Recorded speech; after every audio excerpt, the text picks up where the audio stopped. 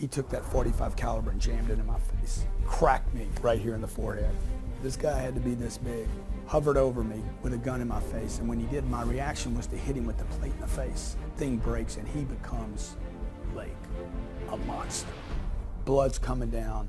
Every wall in this apartment, in this room, and the ceiling has blood on it. This was the exclamation mark on where my life had gone from being a good kid to this far from dying. I spent 3 days in the hospital, and I'm like, I'm done. No more drugs. I'm done using drugs, okay? Guess what happens? I'm using drugs 15 minutes later, 10 times a day in the hospital. My mom says to me, you're no longer welcome in my home. You're no longer welcome in my business. I don't want to see you anymore. 24 hours later, I was in a treatment center because my mom had the courage to say, enough is enough. I'm done.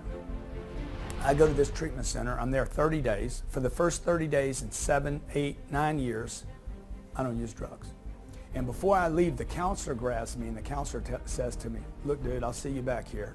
Probably, you know, if you don't die, I'll see you back here. And I'm like, what are you talking about, dude? I'm not coming back here. And he's like, oh no, you're coming back. All you're ever going to be is a drug addict.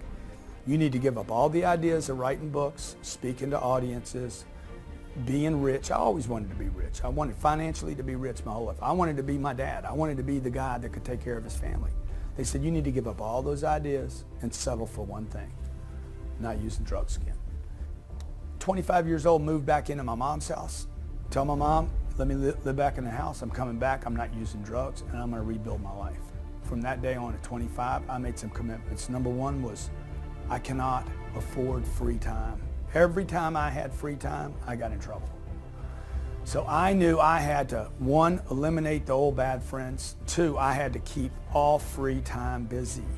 And I said, what are you good at, Grant? And I'm like, what are you good at? What are you really good at? And I'm like, I'm good at going all the way. Because even with the drugs, I was an all the way kind of guy, right? I need to 10x everything. Like 10 was that number. My dad died when I was 10.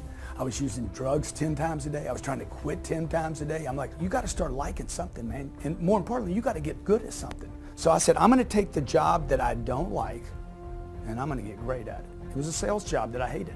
Every day, I would go to work early.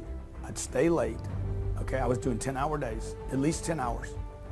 If I needed to make 1 call, I would make 10. If I needed to see 1 customer, if I thought I needed to see 1 customer, I would fill it up with 10 customers. Whatever I thought I needed to do, I literally took this drug problem and poured this obsession with destruction into an obsession with, I'm going to just 10 times everything, keep myself busy. I studied everything. I became a fanatic. Some therapist, some psychiatrist is going to say, oh, this dude's got ADD. I've already been told that, please.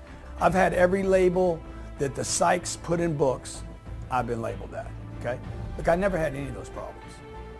I had potential that was being unused. So I wake up early, I get a workout in, and I get to the office. When I get to the office, a calendar's laid out, and I need to see every 30 minutes something filled in that calendar. The counselor back in the treatment center said to me, dude, aren't you worried about, because he's seen my success now, and he's like, aren't you worried about burning out? I'm like, dude, you're the burnout, bro. You're the burnout. You're the one that said I was going to come back. You're the one that said I would never make it. You're the one that said, don't write books. I've written 7 of them, man. I'm not worried about burnout. I am not a candle. Candles burn out. Spiritual beings don't. My message to you is that you're not doing enough, okay? If you could do it once or twice, then you can do it 20 times. Just multiply. And I hear a lot of people say, when is enough enough? Those of you who ask that question, when is enough enough, maybe you haven't had enough failures. Because if you get disappointed and disgusted enough with your life, you will not ask, when is enough success enough? I want to give people permission to be complete addicts, junkies, obsessed, maniacs, all in freakazoids that do everything 10 times more than you think you need to. And I want to see, how hot can I burn? Okay, how far can I go? How much light can I bring the world? How much positive truth message can I bring this planet? How much more can I do?